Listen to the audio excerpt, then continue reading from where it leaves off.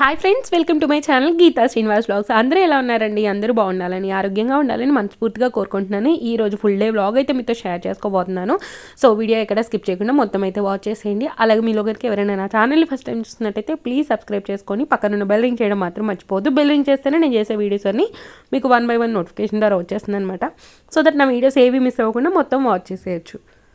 ఈరోజు వ్లాగ్ వచ్చేసి మార్నింగ్ బ్రేక్ఫాస్ట్తో అయితే స్టార్ట్ చేశాను. ఇక్కడైతే ఇడ్లీ బ్యాటర్ అలాగే దోశ బ్యాటర్ అయితే 1 కప్ తీసుకొని అందులో కొద్దిగా క్యారెట్ తురుము, అలాగే కొత్తిమీర, అలాగే జీలకర్ర, ఉప్పు, కారం టేస్ట్కి తగ్గట్టు అయితే యాడ్ చేసుకొని మొత్తం ఇలాగా ఈ కన్సిస్టెన్సీ వచ్చేలాగా కలుపుకున్నాను అనమాట. ఈ దోశలు వచ్చేసి కొంచెం మందంగా ఉంటాయి, అంటే మనం దిబ్బ రొట్టి చేసుకుంటాం కదా, సేమ్ అలా ఉంటుందన్నమాట. చాలా అంటే చాలా టేస్టీగా ఉంటుంది. అలాగే హెల్త్కి కూడా చాలా మంచిది, ఎందుకంటే మనం క్యారెట్ యాడ్ చేసుకుంటున్నాం కాబట్టి మన బాడీకి కావాల్సిన మంచి ఫైబర్ అలాగే విటమిన్ ఏ అయితే లభిస్తుంది అనమాట. విడిగా క్యారెట్ తినకపోతే మనం ఇలా యాడ్ చేసి ఇవ్వడం వల్ల అయితే వాళ్ళు క్యారెట్ని ఈజీగా కన్జ్యూమ్ చేస్తారనమాట. ఇదిగోండి, చాలా తక్కువ ఆయిల్ అయితే యాడ్ చేసుకొని ఇలా రెండు పక్కల మంచిగా ఉడికేదాకా అయితే లిడ్ పెట్టుకొని అయితే ఉడికించుకోవాలి. చూడండి ఎంత మంచిగా రెడ్ కలర్గా అయితే వచ్చేసిందో. ఇలా ఒక 2 దోశలు తింటే మనకి సరిపోతుంది అనమాట. డైట్లో ఉన్న వాళ్ళు మాత్రం ఒక్క దోశ తింటే సరిపోతుంది. అది కూడా మనం టమాటో చట్నీ కానీ లేదంటే ఏదైనా ఒక రోటి పచ్చడి చేసుకుని తింటే ఈ దోశ అయితే చాలా అంటే చాలా టేస్టీగా ఉంటుంది. మీరు కూడా ట్రై చేయండి. నేనైతే మా ఇంట్లో అందరికీ 2 అయితే వేసేసి నేనైతే ఒక దోశ అయితే తీసుకున్నాను అనమాట. కొంచెం డైట్ లాగా చేస్తున్నాను కానీ డైట్ అయితే కాదనమాట, ఎందుకంటే ఫుల్ ఫ్లెడ్జ్డ్గా చేస్తే డైట్ అనొచ్చు. ఇప్పుడైతే డైట్ అయితే చేయట్లేదు ప్రస్తుతానికి. ఫస్ట్ మా అత్తయ్యకి అయితే ఇలా 2 దోశలు అయితే వేసి ఇచ్చేసాను. పాపకు కూడా ఒకటి పెట్టాము, కాకపోతే ఒక దాంట్లో తనకి హాఫ్ కంటే కొంచెం ఎక్కువగా తినిందనమాట. మొత్తం అయితే తినలేకపోయింది. ఇంకా బ్రేక్ఫాస్ట్ చేసేసి ఫ్రెష్ అయిపోయిన తర్వాత అయితే ఇక్కడ లంచ్లోకి పొడుగు తెల్ల వంకాయలతో అయితే కర్రీ చేయబోతున్నాము. ఈ కర్రీ అయితే మా అత్తయ్య చేయబోతున్నారు. మాకు పెళ్ళైన కొత్తలో ఇంట్లో జీడిపప్పు ఎక్కువగా ఉంటే మా అత్తయ్య వంకాయ అలాగే జీడిపప్పులు వేసి కర్రీ చేశారనమాట. మా వారికి అయితే ఎంత బాగా నచ్చిందో అంటే అంత బాగా నచ్చింది. అందుకోసం అని చెప్పేసి ఎప్పుడు వంకాయలు తెచ్చినా కానీ తను జీడిపప్పు వేసి చేయమని చెప్తారనమాట. పూణేలో నాకు ఈ వంకాయలు అసలు దొరకవు, ఎప్పుడు నేను చూసినా కానీ నాకు అనిపించలేదు. కాకపోతే సడన్గా నాకు ఒక షాప్లో అయితే కనబడ్డాయి. ఇంకా సరే మనం తెచ్చుకుందాము అని చెప్పేసి తీసుకొని అయితే వచ్చాను. ఫస్ట్ ఇక్కడైతే వాటర్లో కొంచెం సాల్ట్ వేసుకొని ఇంకా వంకాయలు అయితే కట్ చేసి ఆ వాటర్లో యాడ్ చేస్తున్నాను. నేను మా అత్తయ్య కలిసి కామన్గా చూసే సీరియల్స్ కలిసి చూస్తాము. తర్వాత మాత్రం తను ఒక్కరే కూర్చొని చూస్తూ ఉంటారనమాట.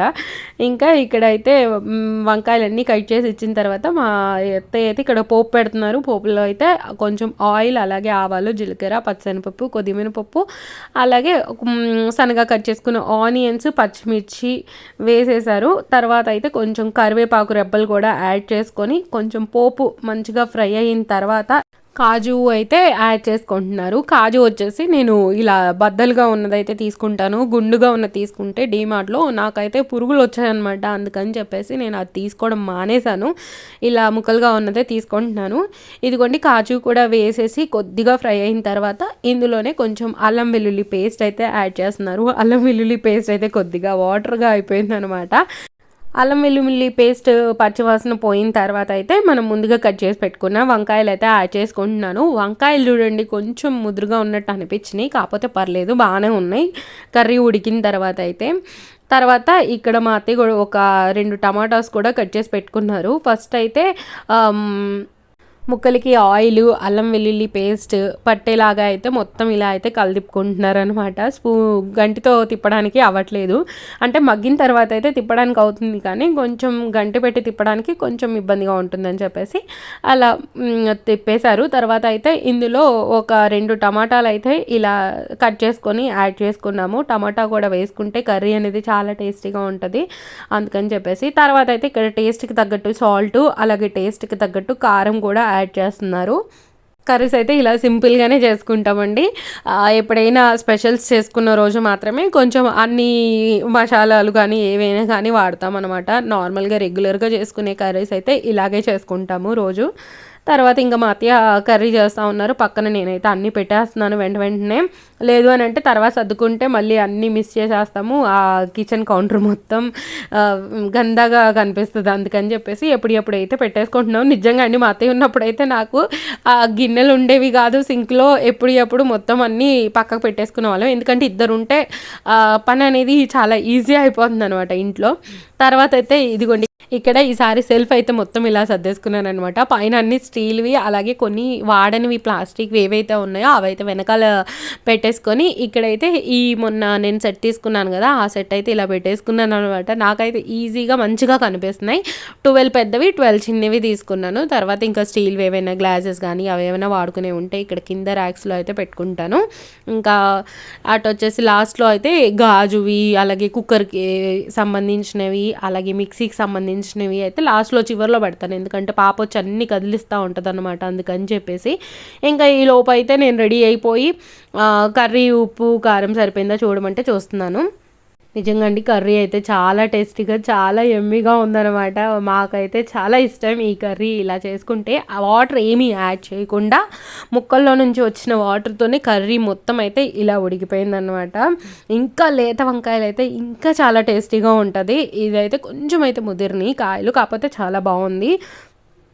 ఇంకా స్టవ్ కింద అయితే కట్టేసి తర్వాత పాలైతే తోడుపెడుతున్నాను. పాలైతే నేను మార్నింగే తోడేసేస్తాను. ఇంకా అత్తయ్య వచ్చిన కాడ నుంచి అయితే నాకు టీ తాగడానికి పార్ట్నర్ దొరికింది కదా, ఇంకా 3 times టీ అయితే తాగుతున్నాం అనమాట. పనంతా అయిపోయినాక ఒకసారి, ఎర్లీ మార్నింగ్ ఒకసారి, ఈవినింగ్ ఒకసారి అలా తాగుతున్నాము. ఇంకా నేనైతే పాపని స్కూల్ నుంచి తీసుకెళ్దామని వచ్చాను. పాపకైతే బాగా ఆటలు ఎక్కువైపోయినాయి. తనకైతే సైకిల్ తీసుకొని వచ్చి తీసుకెళ్తాను అనమాట ఇంటికి. ఇంకా ఇంటికి తీసుకొచ్చిన తర్వాత అయితే ఈరోజు ఆరెంజ్ జ్యూస్ చేద్దాము అని చెప్పేసి ఆరెంజ్ జ్యూస్ అయితే చేస్తున్నాను. ఆఫ్టర్నూన్ లంచ్ అయిపోయినాక ఇది ఈవినింగ్ 4 o'clock అయితే జ్యూస్ చేస్తున్నాను అనమాట. ఆరెంజెస్ అంతా ఓల్ చేసుకొని అందులోనే క్యారెట్స్ కూడా యాడ్ చేస్తున్నాను.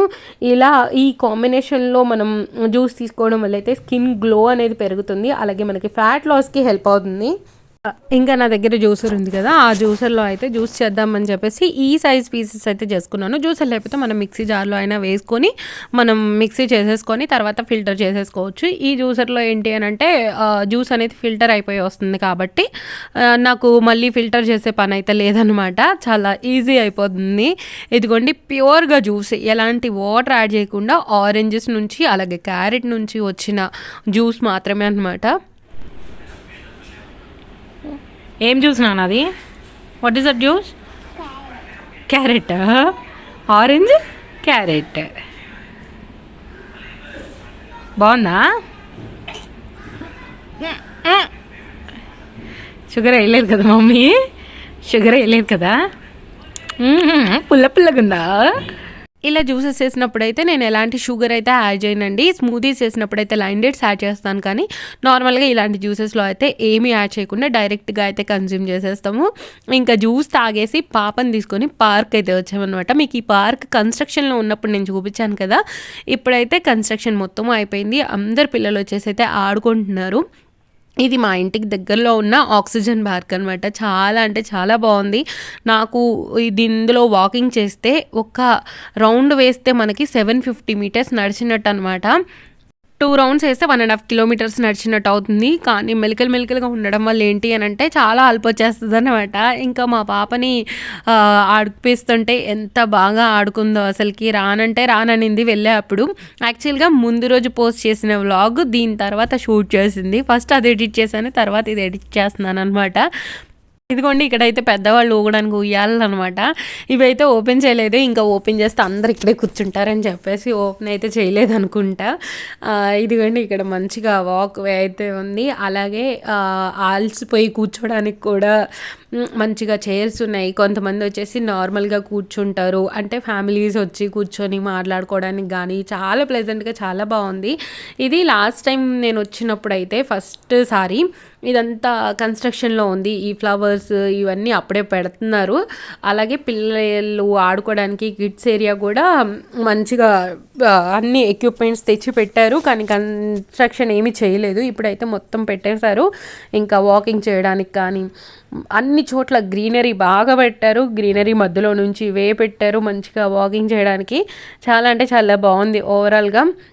ఇదిగోండి మా అత్తయ్య అయితే పాపని స్లైడ్ ఎక్కించడానికి అయితే తీసుకెళ్తున్నారనమాట.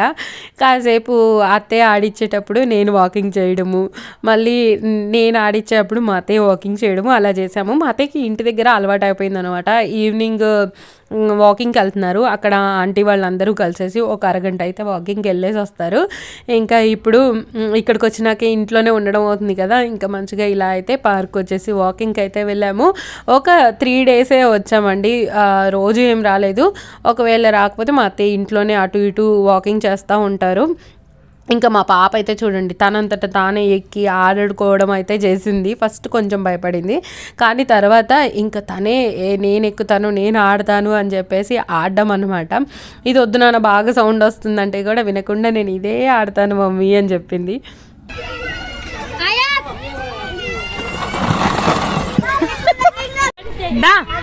రా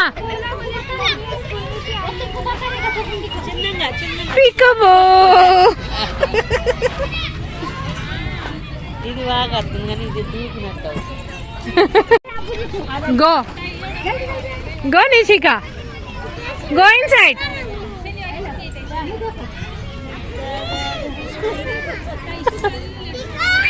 గో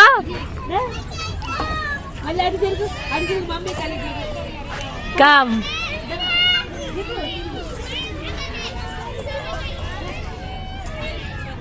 రా పాస్ పాస్ కప్ప